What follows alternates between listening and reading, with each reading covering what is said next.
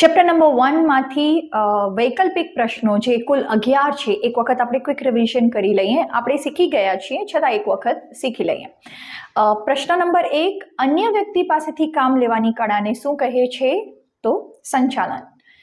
બીજું, પ્રવૃત્તિની દ્રષ્ટિએ સંચાલન કેવી પ્રવૃત્તિ છે? તો સર્વવ્યાપી. ત્રીજો પ્રશ્ન, જ્ઞાનને અમલમાં મૂકવાની સરળ પદ્ધતિ એટલે શું? તો કળા.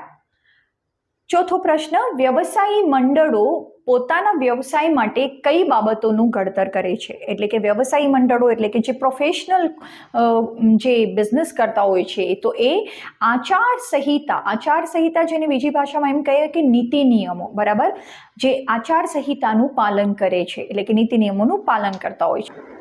હવે સપાટીઓને લગતા થોડા પ્રશ્નો છે. પ્રશ્ન નંબર 5, સંચાલનની સપાટીઓ કેટલી છે? જવાબ છે 3, ઉચ્ચ, મધ્ય અને તળ સપાટી, જેને નિમ્ન સપાટી પણ કહે છે.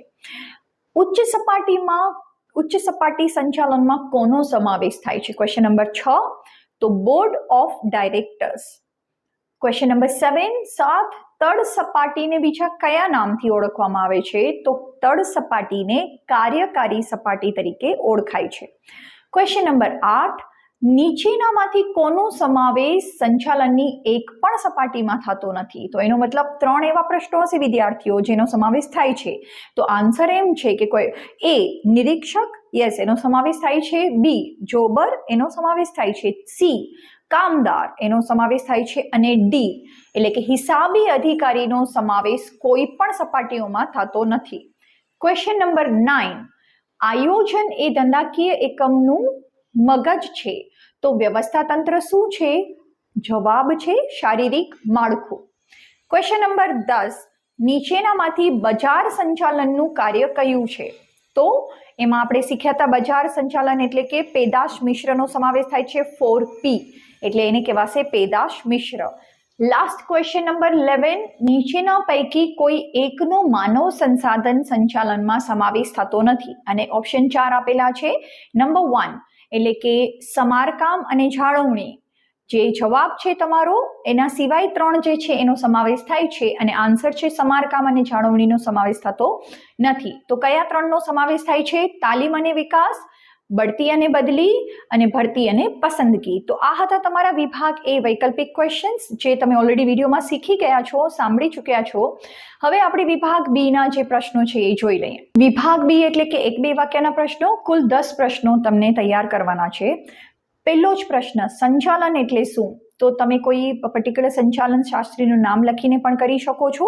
યાદ શોર્ટ એવી વ્યાખ્યા છે જે આપણે શીખી ગયા છીએ વિડીયોમાં, કે અન્ય વ્યક્તિ પાસેથી કામ લેવાની કળા એટલે કે સંચાલન. કોણે વ્યાખ્યા આપી છે? તો કુંતઝ અને ઓડોનલે આ વ્યાખ્યા આપી છે. ક્વેશ્ચન નંબર 2, સંચાલન દ્વારા કયા કયા ક્ષેત્રોનો વિકાસ થાય છે? એટલે કે સંચાલન કઈ કઈ પ્રવૃત્તિઓમાં જરૂરી છે?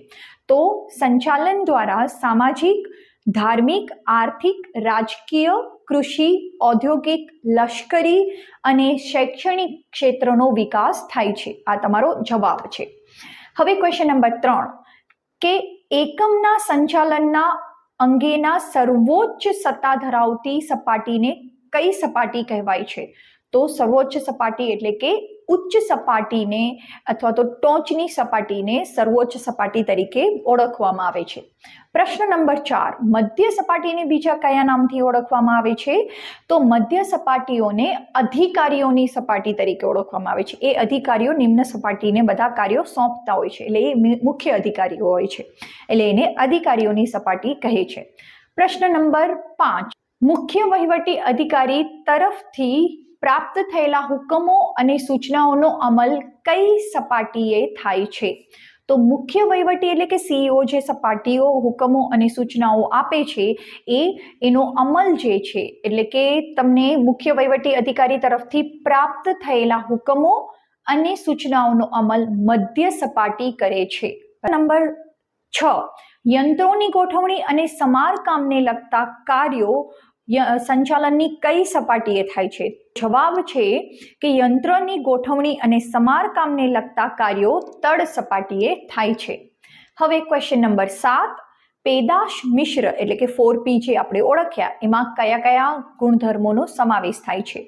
તો જવાબ છે કે પેદાશ મિશ્રમાં પેદાશના રૂપ, રંગ, કદ, આકાર, વજન, છાપ, પેકિંગ, કાર્ય સંબંધિત ખાતરી અથવા વેચાણ અને વેચાણ પછીની સેવાઓનો સમાવેશ થાય છે.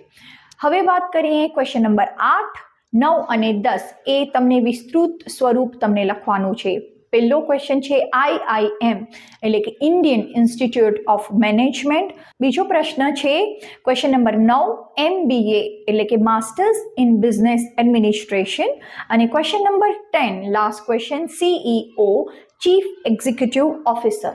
તો વિદ્યાર્થીઓ 11 ક્વેશ્ચન્સ તમારા વિભાગ A વૈકલ્પિક અને 10 ક્વેશ્ચન્સ એટલે ટોટલ તમારા વિભાગ B માંથી 10 ક્વેશ્ચન 21 ક્વેશ્ચન કોન્ફિડન્ટલી તમારા આ વિડીયોમાં તૈયાર થઈ ગયા.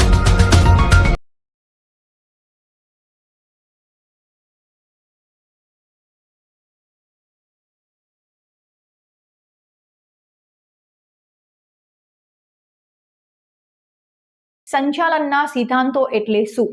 તો જવાબ છે અનુભવોનો નિચોડ છે. પ્રશ્ન 2, નીચેનામાંથી કયા પરિબળોના ફેરફારને કારણે સંચાલનના સિદ્ધાંતોમાં બદલાવ લાવવાની જરૂરિયાત ઊભી થાય છે? તો જવાબ છે સંચાલનના કયા કારણોસર આપણે ફેરફાર કરવું પડે એના સિદ્ધાંતોમાં? તો કે ટેકનોલોજીમાં ફેરફાર. પ્રશ્ન 3, વૈજ્ઞાનિક સંચાલનના પ્રણેતા કોણ છે? તો ફ્રેડરિક ટેલર. ક્વેશ્ચન નંબર 4, 19મી સદીના અંત સુધી જે વિચારધારાઓ રજૂ થઈ એને કઈ વિચારધારાઓ કહેવામાં આવે છે? પ્રશિષ્ટ વિચારધારા. ક્વેશ્ચન નંબર 5, નવ પ્રશિષ્ટ વિચારધારાના પ્રણેતા કોણ છે? તો એલ્ટન મેયો. ક્વેશ્ચન નંબર 6, તમે તમારા માણસોને સાચવો, તમારા માણસો બાકીનું તમારું બધું જ સાચવી લેશે. આ વિધાન કોણે આપ્યું છે? પ્રોફેસર ઉર્વિક. એના પછી ક્વેશ્ચન નંબર 7, નીચેનામાંથી કયા સંચાલન શાસ્ત્રીનું પ્રદાન આધુનિક વિચારધારામાં રહેલું છે? તો જવાબ છે CK પ્રહલાદ. એના પછી ક્વેશ્ચન નંબર 8, સંચાલનના સામાન્ય સિદ્ધાંતો આપનાર કોણ છે? સામાન્ય સિદ્ધાંતો સંચાલનના કોણે આપ્યા? હેનરી ફેયોલ.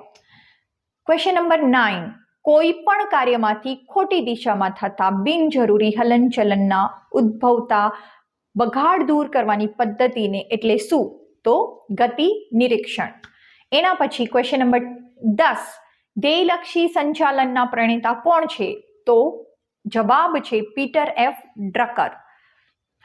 ક્વેશ્ચન નંબર 11, 11મો ક્વેશ્ચન, શ્રમ વિભાજનના અમલ દ્વારા નીચેનામાંથી કઈ પ્રવૃત્તિ શક્ય બને છે? તમે યોગ્ય શ્રમ વિભાજન કર્મચારીને કરશો તો કઈ પ્રવૃત્તિ શક્ય બને છે? જવાબ છે વિશિષ્ટીકરણ એટલે કે તમે કર્મચારીના ટેલેન્ટનો અનુભવનો લાભ મેળવી શકશો. લાસ્ટ ક્વેશ્ચન નંબર 12, જો કર્મચારીને તેમની કાર્યક્ષમતાનો યોગ્ય બદલો ન મળે તો શેમાં વધારો થાય છે? તો જવાબ છે મજૂર ફેર બદલી. તો વિદ્યાર્થીઓ આ હતા સ્વાધ્યાયના પ્રશ્નો 1 થી 12.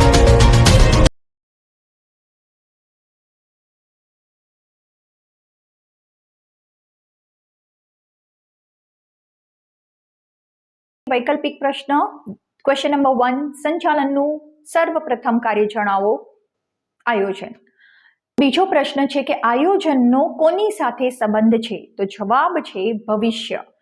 ત્રીજો પ્રશ્ન, આયોજનની વિધિનો પ્રથમ તબક્કો જણાવો. તો હેતુ નિર્ધારણ. ચોથો પ્રશ્ન છે આયોજનનું કાર્ય એટલે શું? તો આયોજનનું કાર્ય કેવું છે? પસંદગીનું કાર્ય, ચોઇસનું કાર્ય છે. એના પછી 5મો પ્રશ્ન, આયોજનમાં નક્કી કરેલા ધ્યેયને પાર પાડવા માટે સંચાલકોને જે નિર્ણયો અને વ્યૂહરચના નક્કી કરે તેને શું કહેવામાં આવે છે? તો નીતિ. એના પછી ક્વેશ્ચન નંબર 6, સફળ આયોજન માટેની પૂર્વ શરત શું છે? એટલે કે તમે આયોજનને પ્લાનિંગને સફળ કરવું હોય તો તમે એક નિર્ણયને પકડી નહીં રાખો, એટલે કે પરિવર્તનશીલતા. પરિવર્તનશીલતા સફળ આયોજન માટેની પૂર્વ શરત છે. એના પછી આયોજનની પ્રક્રિયાનો અંતિમ તબક્કો તો છે યોજનાનું મૂલ્યાંકન. એના પછી ક્વેશ્ચન નંબર 8, નીચેનામાંથી આયોજનનું ઘટક જણાવો. આયોજનનું ઘટક એટલે શું? ઘટકને બીજી ભાષામાં કહેવામાં આવે છે નિયમો.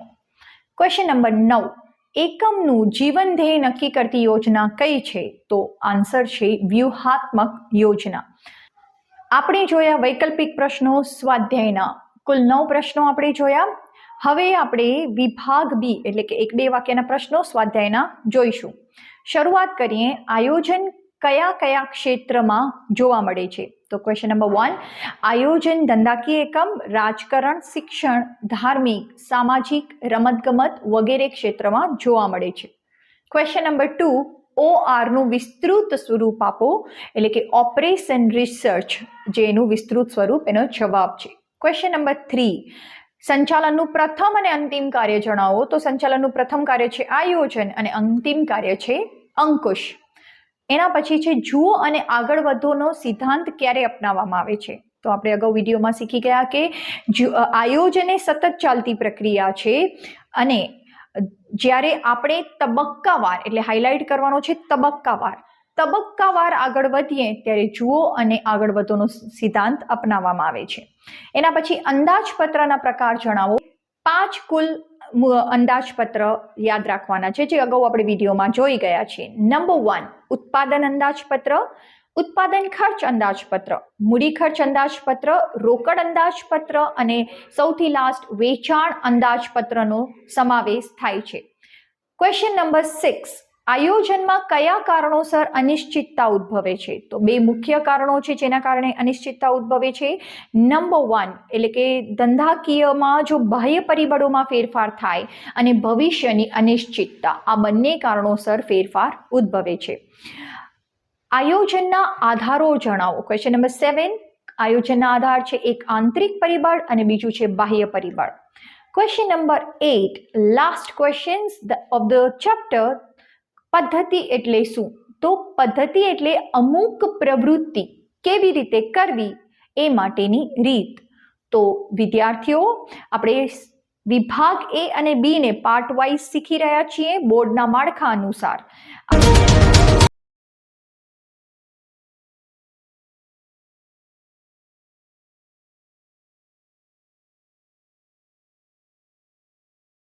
સૌપ્રથમ પહેલો પ્રશ્ન, એક કરતાં વધુ વ્યક્તિઓ સમાન ધ્યેયોને સિદ્ધ કરવા સામૂહિક રીતે કાર્ય કરી શકે તે માટે રચવામાં આવતા માળખાને શું કહેવામાં આવે છે? તો એનો જવાબ છે આપણા પાઠનું નામ એટલે કે વ્યવસ્થા તંત્ર. ક્વેશ્ચન નંબર 2, કાર્યોના વિભાગીકરણને કારણે નીચેનામાંથી શું શક્ય બને છે? જ્યારે આવા પ્રશ્નો પૂછાય ત્યારે તમને બધા જ ઓપ્શન્સ આપેલા હશે. કાર્યના વિભાગીકરણ એટલે કે જે ક્વેશ્ચન્સ છે કોઈ પણ કાર્યનું તમે વિભાગીકરણ કરો અને જે કર્મચારીઓ એને સારી નિપુણતાથી કરી શકે એને આપણે કામ સોંપીએ તો એને વિશિષ્ટીકરણ કહેવાય. એટલે કે એના જે ટેલેન્ટનો તમે લાભ લઈ શકો. બરાબર, એટલે એનો જવાબ છે વિશિષ્ટીકરણ. એના પછી ત્રીજો પ્રશ્ન, કયા વ્યવસ્થા તંત્રને લશ્કરી વ્યવસ્થા તંત્ર તરીકે ઓળખવામાં આવે છે? આનો આન્સર તમને ખ્યાલ જ છે, રૈખિક. એના પછી નીચેનામાંથી કયા વ્યવસ્થા તંત્રને વિભાગ કરતા કાર્યને વધુ મહત્વ આપવામાં આવે છે? તો જે આપણે શીખ્યા હતા કે કાર્યાનુસાર વ્યવસ્થા તંત્રમાં વિભાગ કરતા કાર્યને વધુ મહત્વ આપવામાં આવે છે. જે ક્વેશ્ચન છે કાર્યને વધુ મહત્વ આપવામાં આવે છે તો જવાબ પણ એનો એ છે કાર્યાનુસાર વ્યવસ્થા તંત્ર. એના પછી ક્વેશ્ચન નંબર 5, માનવ સંબંધોના આધારે કુદરતી રીતે રચાયેલું માનવ સંબંધોનું જાળું કયા નામે ઓળખવામાં આવે છે?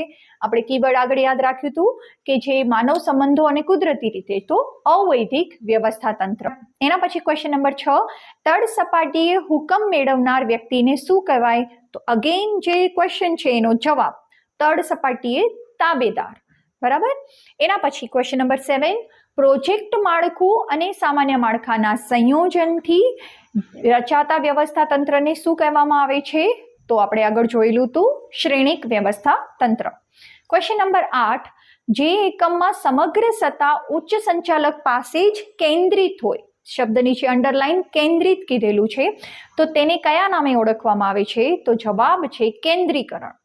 એના પછી પ્રશ્ન નંબર 9, નીચેનામાંથી શું અપનાવાથી ભાવિ સંચાલકો તૈયાર કરી શકાય છે?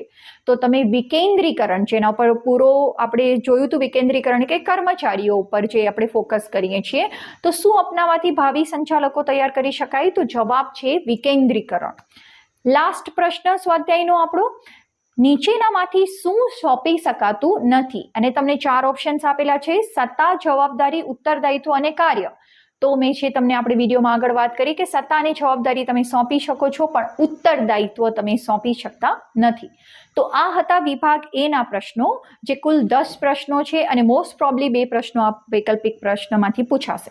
હવે જોઈએ આપણે વિભાગ બી એટલે કે 1-2 વાક્યના પ્રશ્નો. સૌપ્રથમ અત્યારે આપણે ચેપ્ટર જે શીખી રહ્યા છીએ એનું નામ છે વ્યવસ્થા તંત્ર. તો જોઈએ વ્યવસ્થા તંત્ર એટલે શું. પર્ટિક્યુલર કોઈ પણ તમે સંચાલન શાસ્ત્રીનું નામ લખીને વ્યાખ્યા આપો છો તો પણ તમે લખી શકો અને સામાન્ય અર્થમાં પણ તમે લખી શકો. તો અહીંયા જે આપણે સમજીએ એ ચેસ્ટર આઈ બર્નાર્ડના જણાવ્યા મુજબ તમે વ્યવસ્થા તંત્ર એટલે શું, તો કે 2 કે તેથી વધુ વ્યક્તિઓના સહકાર દ્વારા થતી પ્રવૃત્તિ એટલે વ્યવસ્થા તંત્ર. એકદમ સરળ અને સિમ્પલ વ્યાખ્યા કે 2 કે તેથી વધુ વ્યક્તિઓ એટલે કે જ્યારે તમે વ્યવસ્થા તંત્રમાં ઓછામાં ઓછી 2 વ્યક્તિ અને એનાથી વધારે વ્યક્તિઓ ભેગા મળીને કોઈ પણ એટલે સહકારથી પ્રવૃત્તિ કરે છે તો એને કહેવામાં આવે છે વ્યવસ્થા તંત્ર. એના પછી બીજો પ્રશ્ન જે છે સત્તા સોંપણી એટલે શું. તો કાર્યની બીજાને સોંપણી કરવી અને તે કાર્ય કરવા માટેની સત્તા આપવી એટલે સત્તા સોંપણી. ક્વેશ્ચન નંબર 3, અવૈધિક વ્યવસ્થા તંત્ર એટલે શું.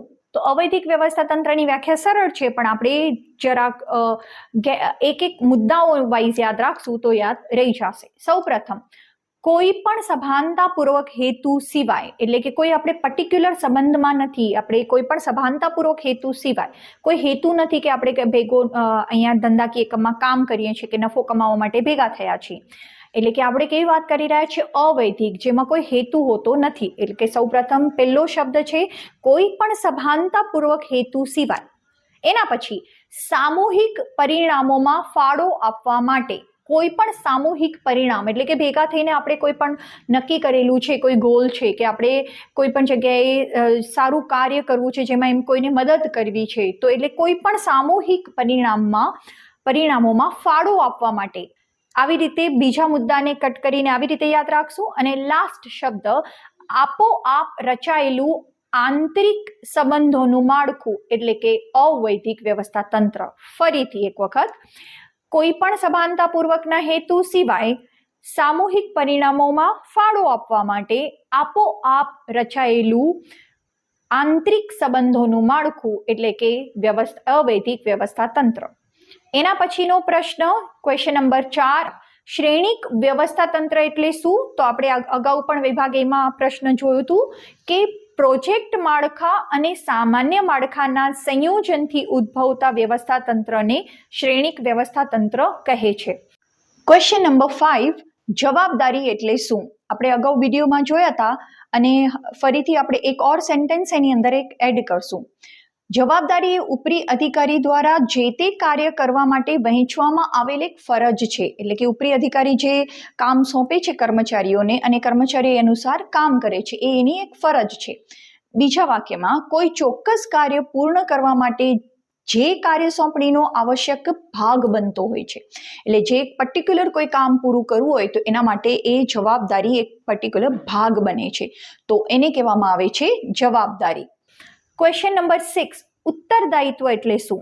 ઉત્તરદાયિત્વ એટલે કે તાબેદાર દ્વારા થતા કાર્યને તરતનો ઉપરી અધિકારી જવાબદાર હોય તેને કહેવામાં આવે છે ઉત્તરદાયિત્વ. તો વિદ્યાર્થીઓ, આ હતા આપણા સ્વાધ્યાયના 1 થી 6 પ્રશ્નો.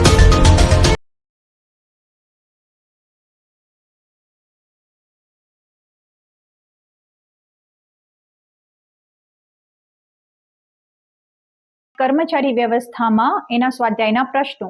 સૌપ્રથમ વૈકલ્પિક પ્રશ્નો. પહેલો પ્રશ્ન કે કર્મચારીઓ ધંધાકીય એકમની શું છે. તો એનો જવાબ છે અમૂલ્ય મિલકત છે. પ્રશ્ન નંબર 2, માનવ સંસાધન સંચાલનનું મુખ્ય કાર્ય શું છે. તો કે કર્મચારીઓનું આયોજન. ક્વેશ્ચન નંબર 3, પસંદગીની પ્રક્રિયાનો પ્રથમ તબક્કો કયો છે. તો એનો જવાબ છે આવકાર અને પ્રાથમિક મુલાકાત. ક્વેશ્ચન નંબર 4, ઉમેદવારની અરજી મળવા સુધીના કાર્યને શું કહેવામાં આવે છે. એટલે કે તમે અત્યાર સુધી ઉમેદવારની અરજી મળી ગઈ પછીનું કાર્ય શું કહેવાય. તો ભરતીનું કાર્ય કહેવાય. ક્વેશ્ચન નંબર 5, ઉમેદવારની આવડત કઈ કસોટી દ્વારા નક્કી થાય છે. તો આપણે જોયું હતું ધંધાકીય કસોટી દ્વારા. નંબર 6, બિન સંચાલકીય કર્મચારીઓની પસંદગીની પ્રક્રિયા કેવી હોય છે? તો જવાબ છે ટૂંકી અને સરળ. એના પછી ક્વેશ્ચન નંબર 7, કર્મચારી વ્યવસ્થા એ સંચાલનનું કેવા પ્રકારનું કાર્ય છે? તો સંચાલકીય કાર્ય છે. એટલે કર્મચારી વ્યવસ્થા આપણે ક્યારે કરીએ? સંચાલનમાં કરીએ, મેનેજમેન્ટમાં કરીએ છીએ. એના પછી ક્વેશ્ચન નંબર 8, ભરતી પછીનું બીજું કાર્ય કયું છે? તો આપણે સૌપ્રથમ કર્મચારીની ભરતી કરીએ, એના પછી એને પસંદ કરીએ, એટલે કે પસંદગીનું કાર્ય. ક્વેશ્ચન નંબર 9, લાસ્ટ ક્વેશ્ચન વૈકલ્પિક પ્રશ્નોનો, કે ઉમેદવારનો સ્વભાવ અને આત્મવિશ્વાસ જાણવા માટે કઈ કસોટી લેવાય? તો એને કહેવાય મનોવૈજ્ઞાનિક કસોટી. તો વૈકલ્પિકમાં કુલ તમને 9 પ્રશ્નો સ્વાધ્યાયના આપેલા છે. હવે જોઈએ 1-2 વાક્યના પ્રશ્નો વિભાગ બી માં જે તમને પૂછાય છે. કુલ તમને 5 પ્રશ્નો આપેલા છે, જેમાંથી કોઈ પણ એક પ્રશ્ન પૂછાશે અને વૈકલ્પિકમાં 2 પ્રશ્નો. તો શરૂઆત કરીએ. આપણે જે શોર્ટ ફોર્મ અગાઉ જોયા આપણે એ જ છે. ફરીથી એક વખત આપણે રિવિઝન કરી લઈએ. ક્વેશ્ચન નંબર 1 છે કે વિસ્તૃત રૂપ આપો. IIM Indian institute of management, IIT Indian institute of technology અને HRM એટલે કે હ્યુમન રિસોર્સિસ ઓફ મેનેજમેન્ટ. આ 3 શોર્ટ ફોર્મ છે. એના પછી ક્વેશ્ચન નંબર 2 છે કે કર્મચારી વિનાના વ્યવસ્થા તંત્રને કોની સાથે સરખાવવામાં આવે છે? તો જવાબ છે કર્મચારી વિનાના વ્યવસ્થા તંત્રને આત્મા વિનાના હાડપિંજર સાથે સરખાવવામાં આવે છે. પ્રશ્ન નંબર 3, કર્મચારીઓની પસંદગી માટે લેવાતી કસોટીઓના નામ આપો. અગાઉ શીખ્યા 4 કસોટી છે. સૌપ્રથમ બુદ્ધિ કસોટી, ધંધાકીય કસોટી, અભિરુચિ કસોટી અને મનોવૈજ્ઞાનિક કસોટી. એના પછી ક્વેશ્ચન નંબર 4, પસંદગીની પ્રક્રિયાના આધારો જણાવો. એટલે કે તમે પસંદગી કઈ રીતે કરશો ધંધાકીય એકમમાં? તમારા ધંધાકીય એકમનું કદ, એકમનો પ્રકાર અને કર્મચારીઓના પ્રકાર પર રહેલો છે. આ છે એનો જવાબ. લાસ્ટ પ્રશ્ન ક્વેશ્ચન નંબર 5, ભરતી માટેના કારણો જણાવો. એટલે કે શા માટે તમને ભરતી કરવી પડે છે તમારા ધંધાકીય એકમમાં? તો એનો જવાબ છે નવું એકમ સ્થપાય, એકમનો વિકાસ કરવો હોય, કોઈ પણ કર્મચારી રાજીનામું આપે, કોઈ પણ કર્મચારીનું નિવૃત્તિ અથવા તો મૃત્યુ જેવા કોઈ સંજોગો ઊભા થાય, તો આ બધા જ કારણોસર તમને તમારા ધંધાકીય એકમમાં કર્મચારીની ભરતી કરવી પડે છે. તો આ હતા વિદ્યાર્થીઓ વિભાગ એ અને વિભાગ બી ના પ્રશ્નો.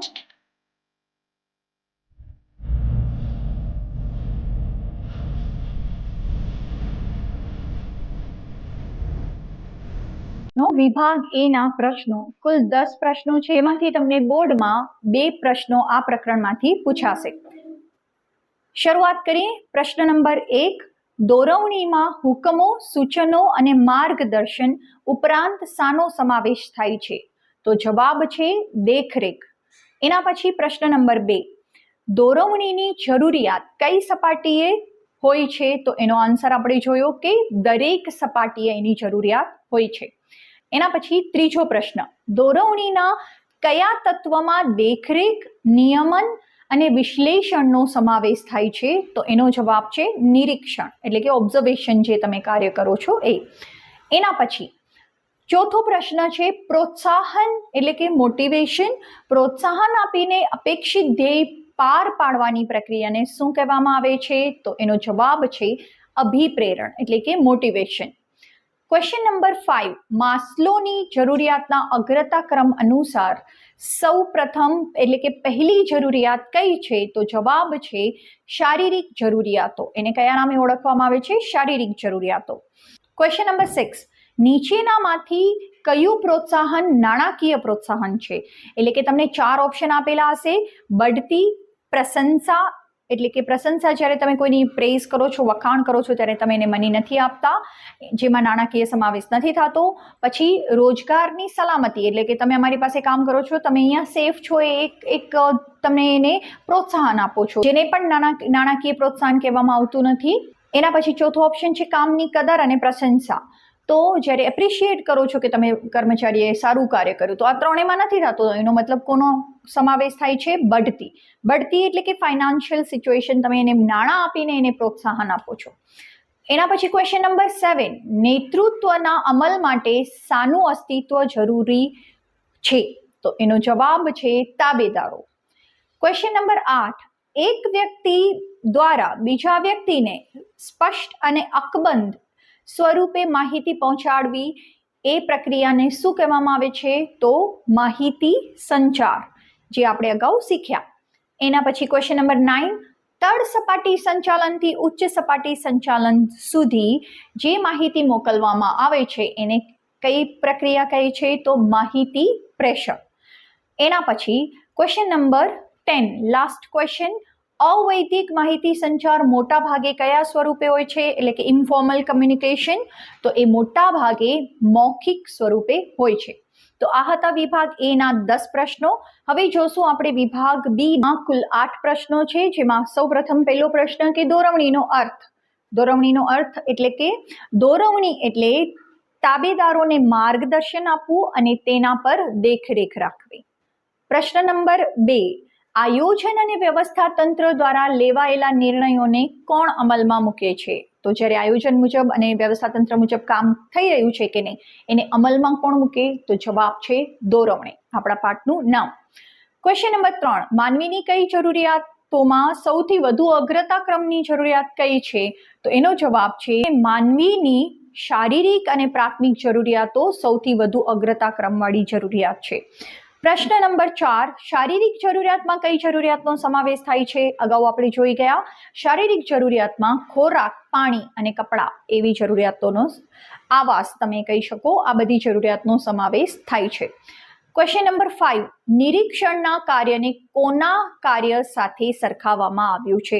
તો નિરીક્ષણના કાર્યને, નિરીક્ષણ એટલે કે ઓબ્ઝર્વેશન, તમે જ્યારે કર્મચારીઓ કામ કરે છે ત્યારે તમે એના ઉપર દેખરેખ રાખો છો, તો એમ કહેવામાં આવે છે કે તમે એક જે લીડર છે એ એક કર્મચારીનો ફ્રેન્ડ, ફિલોસોફર અને ગાઈડ છે, જેને તમે ગુજરાતીમાં એમ કહેશો કે મિત્ર, દાર્શનિક અને માર્ગદર્શક સાથે સરખાવવામાં આવ્યા છે. એના પછી ક્વેશ્ચન નંબર 6, નફા ભાગ એટલે શું? આપણે અગાઉ શીખ્યા, ફરીથી રિપીટ કરું છું કે એકમના નફામાંથી ચોક્કસ ભાગ કામદારોને નાણાં રૂપે વેતન ઉપરાંત ચૂકવવામાં આવે તો તેને કહેવામાં આવે છે નફા ભાગ. એના પછી ક્વેશ્ચન નંબર 7, અવિશ્વાસ અને ડરથી માહિતી સંચાર ઉપર શું અસર પડે છે? એટલે કે જ્યારે તમને કોઈ કમ્યુનિકેશન કરો છો ત્યારે કર્મચારીઓના મનમાં કોઈ અવિશ્વાસ હોય કે કોઈ ડર ઉદ્ભવે, તો એનાથી માહિતી સંચાર ઉપર શું અસર થાય છે? તો એમ કહેવામાં આવે છે કે જ્યારે વ્યવસ્થા તંત્રમાં અવિશ્વાસ અને ડરનું વાતાવરણ પ્રવર્તતું હોય ત્યારે દરેક સંદેશાઓને શંકાની દ્રષ્ટિએથી જોવામાં આવે છે, એટલે કે ડાઉટફુલ હોય છે.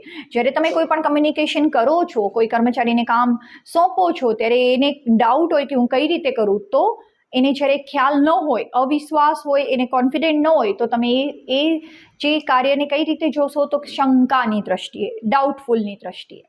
એના પછી લાસ્ટ ક્વેશ્ચન્સ આ પાર્ટનો, આધુનિક માહિતી સંચારના સાધનો જણાવો. ઘણીવાર આવા ઇઝી પ્રશ્નો પણ પૂછાતા હોય છે.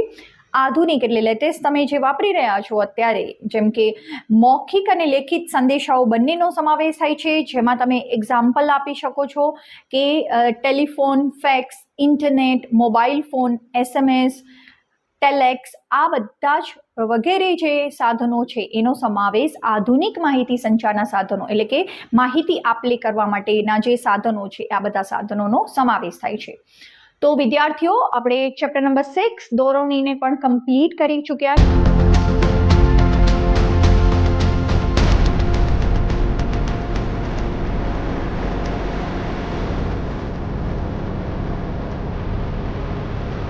સ્વાધ્યાયના કુલ તમને 10 પ્રશ્નો આપેલા છે અને બોર્ડની પરીક્ષામાં તમને 2023-24ના માળખા અનુસાર એક પ્રશ્ન પૂછાશે. તો શરૂઆત કરીએ વિદ્યાર્થીઓ કે પહેલો પ્રશ્ન છે, આયોજન અનુસાર કાર્ય થાય છે કે નહીં તે જોવાની કામગીરી સંચાલનનું કયું કાર્ય કરે છે? એટલે કે આયોજનમાં કાર્ય નક્કી થઈ ગયું, હવે કોણ નક્કી કરશે? તો એનો જવાબ છે અંકુશ. એના પછી અંકુશ એ કેવી પ્રક્રિયા નથી? તો આપણે જોયું તો અગાઉ વિડીયોમાં કે અંકુશ એ જડ પ્રક્રિયા નથી. ત્રીજો પ્રશ્ન, પ્રયત્નો, પરિણામ તથા સાધનો અને ઉદ્દેશ વચ્ચે સંતુલન સાધવાનું કાર્ય કોણ કરે છે? તો જવાબ છે અંકુશ. અંકુશની જે કાર્ય છે એ કઈ સપાટીએ થાય છે? તો એનો જવાબ છે દરેક સપાટીએ થાય છે. પછી તમને એક ક્વેશ્ચન પૂછાય, ક્વેશ્ચન નંબર 5 આપેલો છે કે નીચેનામાંથી કયું કાર્ય અંકુશનું નથી? તો અંકુશનું જે ઉદ્દેશો નક્કી કરવા ધંધાકીય એકમમાં એ કાર્ય અંકુશનું નથી. એ ક્યાં થતું હોય છે? આયોજનમાં. એના પછી છઠ્ઠો ક્વેશ્ચન છે કે સંચાલનનું કયું કાર્ય અંકુશના જન્મદાતા તરીકે ઓળખવામાં આવે છે? તો બેસ્ટ ફ્રેન્ડ અંકુશનો કોણ છે? આયોજન. એના પછીનો ક્વેશ્ચન કે સંચાલનનું અંતિમ કાર્ય કયું છે? વેરી સિમ્પલ, અંકુશ. એના પછી આઠમો પ્રશ્ન, અંકુશ પ્રક્રિયાનો પ્રથમ તબક્કો કયો છે? તો આપણે યાદ રાખ્યું હતું પહેલો સ્ટેપ કોઈ પણ કામ કરવાનું શું હોય? સ્થાપના, ધોરણોની સ્થાપના. એના પછી નવમો પ્રશ્ન, વિચલનોની જાણકારી મેળવ્યા પછી સંચાલકો તેને દૂર કરવા કેવા ઉપાયો હાથ ધરે છે? બહુ ક્વેશ્ચન ઘણીવાર તમે કન્ફ્યુઝ ન થઈ જાઓ, એટલે ક્વેશ્ચનને ધ્યાનથી સમજવાનો અને ક્વેશ્ચનની અંદર એક કીવર્ડ શોધી લેવાનો, જેનાથી તમને જવાબ એક્ઝેક્ટલી કોન્ફિડન્ટલી મળે. એટલે જો આપણે શું આગળ શીખ્યા હતા વિડીયોમાં કે વિચલનો તમને મળે છે તો અને એને દૂર કરવા છે તો તમે શું કરશો? સુધારાલક્ષી પગલાં લેશો, બરાબર?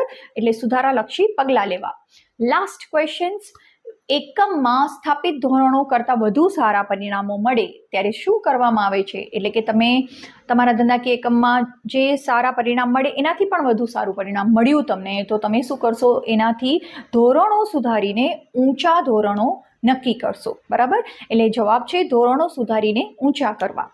તો આ હતા વિદ્યાર્થીઓ આપણા પ્રશ્ન, કુલ 10 પ્રશ્નો, વૈકલ્પિક પ્રશ્નો અને નાનો એવો પાર્ટ છે તમારો, અને સંચાલનનું અંતિમ કાર્ય. હવે એક પડાવ આપણું વાણિજ્ય વ્યવસ્થામાં પૂરું થાય છે, એટલે કે કુલ આપણા 12 પાર્ટ છે, એમાંથી 1 થી 7 અગેન ઇમ્પોર્ટન્ટ પાર્ટ.